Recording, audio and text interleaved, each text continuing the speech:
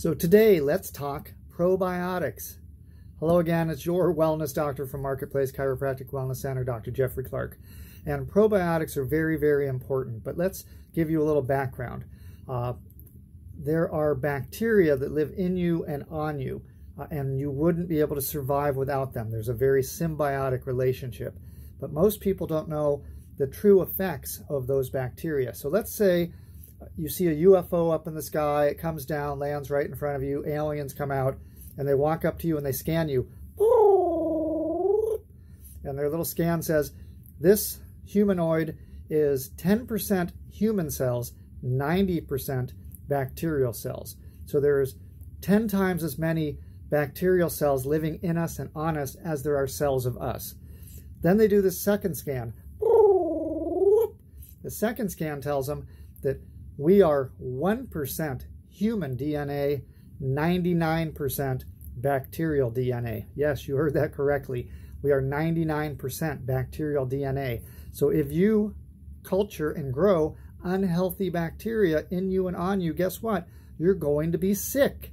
So that's why it's so important to have a healthy microbiome. And that's the terminology that's used for all the bacteria that are living in us and on us.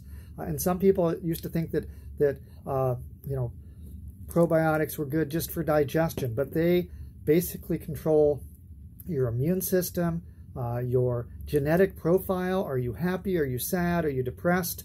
Are you energetic? Are you sluggish? There's so many aspects that come from our bacteria that make up our microbiome.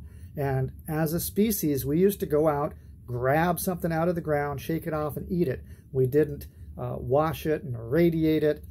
It wasn't genetically modified. We didn't spray things on the crops before we ate them to kill off all the bugs.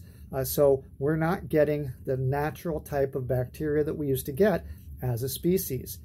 And we have so many antibiotic hand soaps and lotions, and we're just killing all these bacteria, which for one is why we now have superbugs making people sicker and sicker and sicker. But also, it's affected our own human health and our own microbiome. So that is why we need to supplement a good probiotic. Now, you might have heard the term prebiotic. Prebiotic are the types of foods that microbiome or bacteria like to live off of. And there's a lot of cruciferous vegetables. So fruits and vegetables are the best things. Things high in fiber. So that's why we want a high fiber fruit and vegetable diet. Why do we eat? Not for us. We eat to feed our microbiome. So you have to put good things in for them. Prebiotic foods, they're called. Then we have to supplement a good probiotic. Now, some people say, oh, I eat yogurt. That's one of the worst things you can do. But I heard it on Dr. Oz. It must be true.